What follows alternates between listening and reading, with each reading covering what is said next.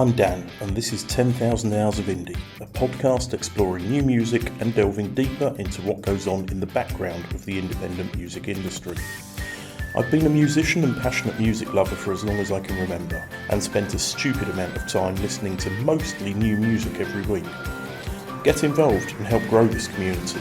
Follow on socials, Instagram, Blue Sky, Facebook, and soon a YouTube channel too, and email me 10,000indie@gmail.com if you have any ideas or want to get involved in the podcast itself.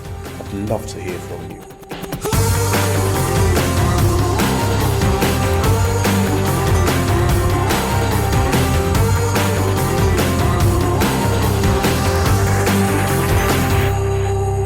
Friday the 25th of April saw the digital release of All on Red by They Owe Us. Based in Gothenburg, They Owe Us is the moniker of Kristoffer Ragnstam, a singer-songwriter and multi-instrumentalist. This is the second album under his name, but Kristoffer has an extremely musical past, having been involved in several bands and releasing under his own name too. I caught up with Kristoffer a few days after the release of All on Red to chat about the new album and his music in general.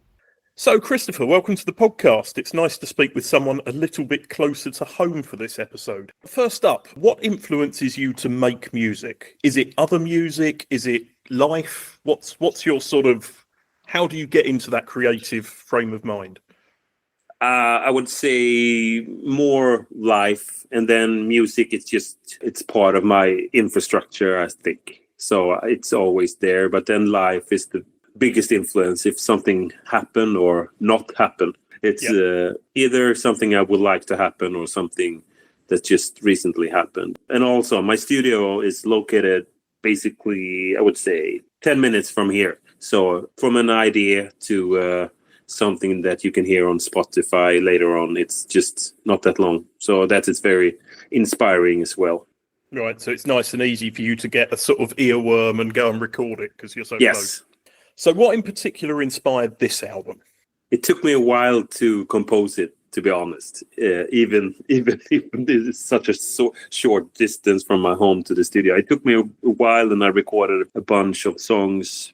I had an idea to make a proper album, like side A, side B, and the transition should be something that I enjoy listening to. Even if it's not that often people listen to music that way now, but I would like to make an album like that. And the reviews so far been a lot of people been highlighting that thing, like, okay, you really thought it out, you had an idea. So that's one thing. And then I would say again, just life and a combination of sometimes a bit too much fun. You could never have too much fun, surely. Actually, that brings me to the first line of the album. I need more drums to make the most out of this. I thought, as soon as I heard that, I thought, I'm going to like this album. Yeah, Brent from Beechwood Sparks, he sent me a text basically saying the same. The first sentence of the album just made me want to hear more. So I think it's good to be pure also to it's my story. But I mean, the second line in that song is Christmas gatherings didn't do me any favor. So sometimes it's a little bit too much fun. I still don't believe you can have too much fun, but there you go.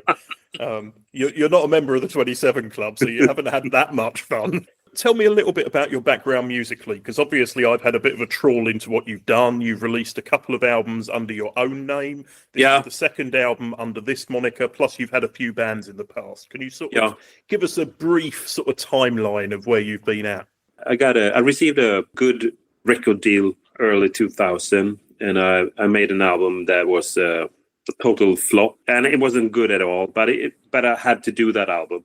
And then that time you had different territories. So there was a German record label who would like to work with me. And then I made an album that took me to America, and I got signed over there. It went pretty fast. We worked super hard. And I say we because it was me and my friend Joel. We wrote most of the songs. But then we traveled as a band, a 5-piece band. And we toured. I remember there was 1 year we toured 12 weeks in US, and then we did in between Europe. So we toured a lot, Japan and everything. So that the touring experience brought us to, we did a long tour with Debbie Harry in America. And then one day we got a phone call that Mumford Sons would like us on tour. And my drummer, he wasn't available and was very short. We had a 3-day window to say, all right, we would like to do the tour. And then I figured it cannot be that hard to play drums and sing. So I realized let's try it. My second show doing that without basically one rehearsal. That was supporting Mumford & Sons, a sold-out tour. I mean, that's just a plain dumb. But also, it was a fun experience, but also it got me motivated it was a fun way of performing music. And then I figured out maybe I should do this, perform the songs behind the kit and have the drum set and the center. So then we reformed the band, and then we toured as Kristoffer and the Harborheads. And we had a few amazing years, to be honest. A lot of radio plays. And then we also opportunity to support half Japanese artist Maya Hirasawa. And we made her album in Japan, and that album went to #1. It was also a very good experience. Still indie. Then I started They Owe Us. So to correct you, this is the third album. But it took me 2 albums to, calibrate. So I think this is what I aimed for a while ago. So I'm extremely proud of this album. It's not that often I'm proud of stuff, but I'm very proud of this album. Sometimes when you do music, it's easy to put out some boundaries by yourself. Like, I'm not able to do this. I conquered those boundaries. That's good. From listening to it, this album does flow. I mean, you even put it in your press release that, the album, you worked so hard on getting the right order for the album, and it really does show.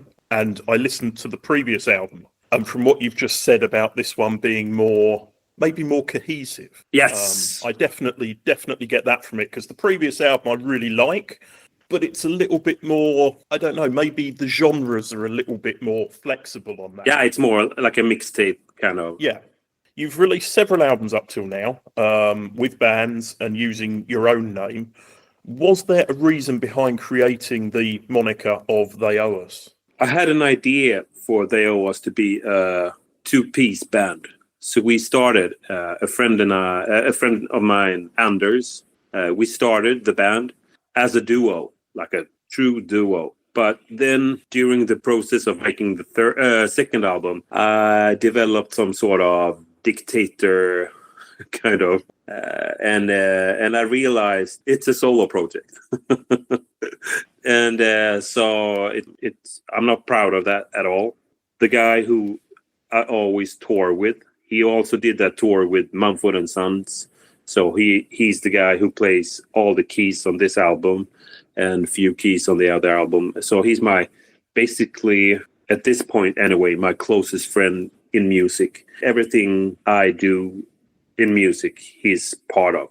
So, and his name is Klabbe. So to be honest, he's the reason why I'm able to do live shows and everything. I know it's easy for me to make music, but this guy, he's way better than I am. And we got a bunch of shows booked now, and I'm really looking forward to that. So I'm back being a duo live, but making music. I think it's good for me, but also everyone involved to have that in writing. It's a solo project, and I'm not that fun working with.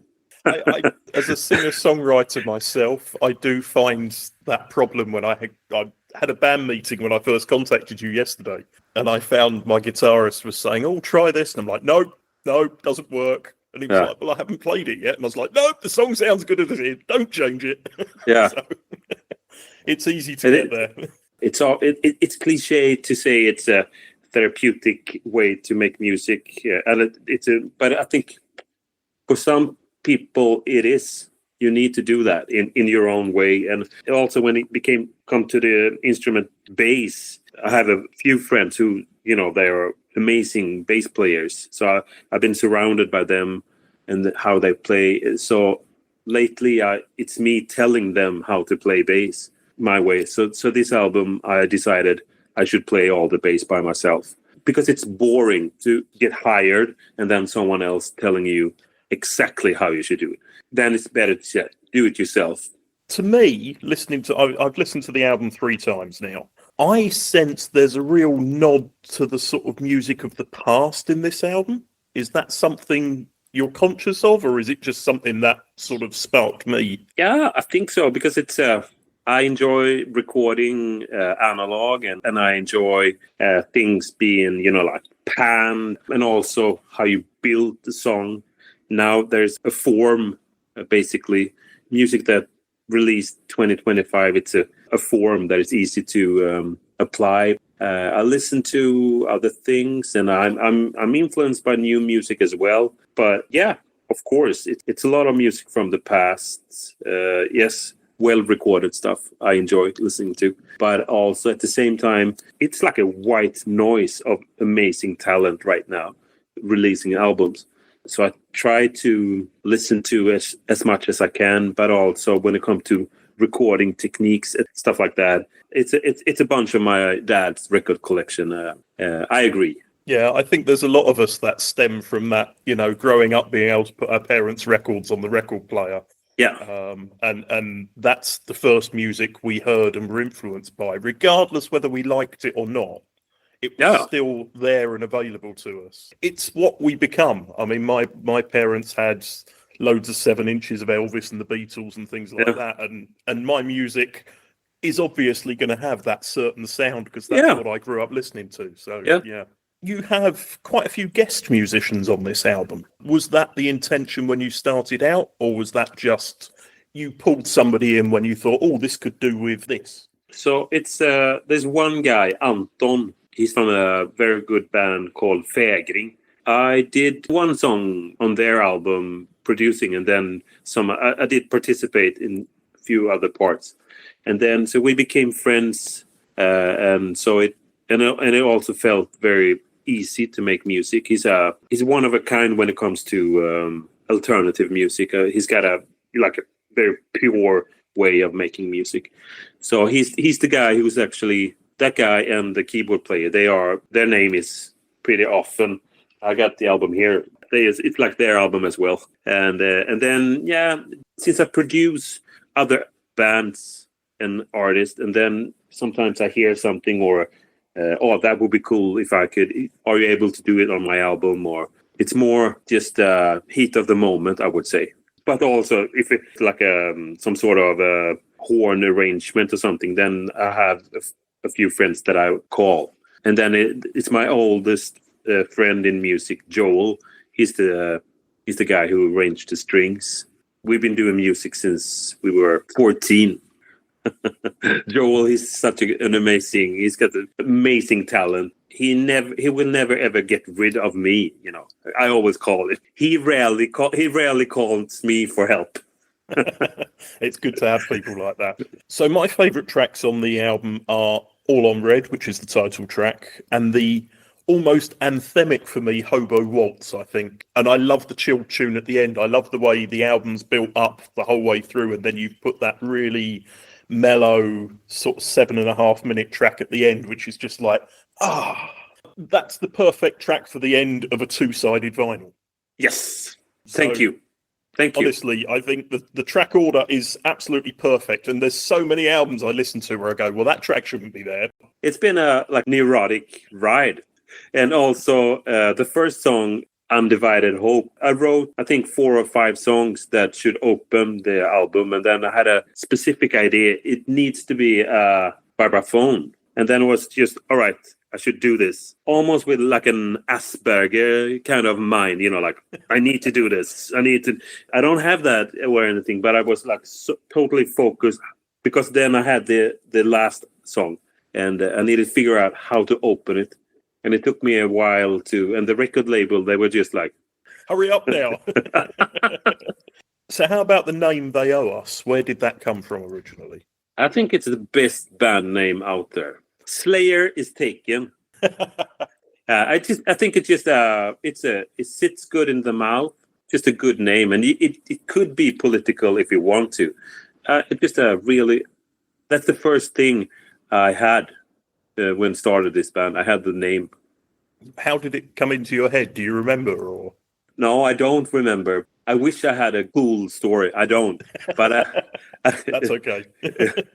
So how would you say you've developed your style from the first album, As They Owe Us, to now? I mean, obviously you've sort of honed into exactly what you're good at, from what I can hear. Yeah. How has that development happened? Is it just by doing things over and over again, or working with other people, or? I would say working with other people. I had been fortunate, been part of a lot of other albums, playing drums or producing, and I would say that's by far the biggest and best ingredients in my own way of develop, I would say. And then also, I think getting older, there's a few things. I don't agree that it's everything gets better growing old.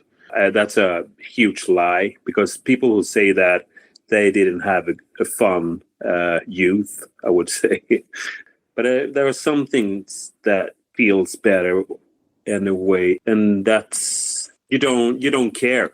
You just do what you want, I would say. There are a few filters, a few less filters, I would say, and that growing old at the same time, having a lot of fun in the past.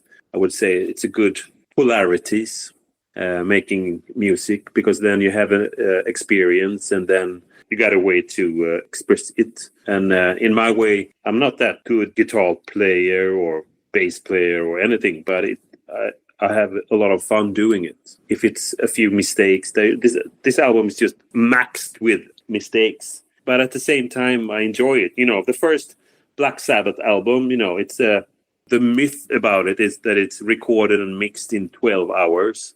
You can hear mistakes. I think that's one of the reasons why I always come back to that album and feel like this is a masterpiece, because they didn't fix it or anything. And so the reason why they didn't fix it, because they didn't have the experience, they didn't have the money. In my way, I have the age and the experience to say, fuck it, this is how I sound. Perfectly imperfect. Yeah. This album is released on US label Exquisite Feline. Yep. How did you get involved in them? Was it when you were over in the States that you got to know people back then, and it's just progressed? And also that's the boring part of me. I have a close, like a circle of friends that is very close, and then it's the same people I work with for, I don't know, so many years. This is the guy. He made all my artwork, and so also the record label, the owner James, is an old friend. We did a Kristoffer Harborhead's album in Muscle Shoals together. I feel very safe with him, and he can push me in a way. Basically, do your own thing, and he's a extraordinary engineer. And he's got the biggest heart, and it's just amazing to be a part of a project, and it's my project, and there is someone else paying for it. In a way, it's so weird to have that someone believes in what I do, and then they are willing to pay money for that. It's not normal. It's so beautiful, and I'm extremely grateful. And also, I have a very weird way of show that to him. Sometimes I can ask him for more. Amazing guy, James Salter. I did have one more general question. How is the music scene in Göteborg? I went there when I was 8, but I was a bit too young to remember that. So I would say it's a very good scene. There are a lot of famous bands and artists from Göteborg.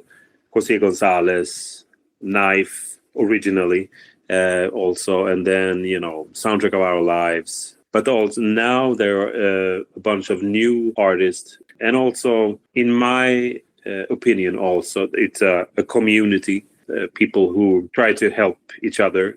Everything from venues to like artists. There is no one here who asked me for a fee or anything. They just like to do an album. So when we were planning this interview, you mentioned you were working on a new production project. Can you give us any more information on that, or is it all hush-hush? No, it's nothing. It's nothing secret or anything. I will do 2 albums, 1 EP. I mean, last year I did 7 albums and my own, so it was way too much. But so it's a local guy. His name is Buxan. He's the boxer. I enjoy his music. He's very pure. It's got something unique about him. I enjoy his sound, but also I enjoy his company. From what you've said, it sounds like the people you're around are more important than necessarily the style of the music these days. That's a very good portrait, my friend. You've just released this new album. It came out a couple of weeks ago. What are you doing to support this? You said you've got some gigs coming up. Physical release May 15. So the summer, it's only Sweden, but it's a lot of shows. It feels like a miracle, to be honest, that people would like to book this. I'm very excited about it. It's something that everyone says in an interview. I'm excited about the live shows, but I'm honestly excited about it. How do you strip back your sound to just 2 of you live? I think it's more alarming. Again, Klabbe, who plays key, he can do whatever. So he plays the bass and basically all the chords. So he split himself.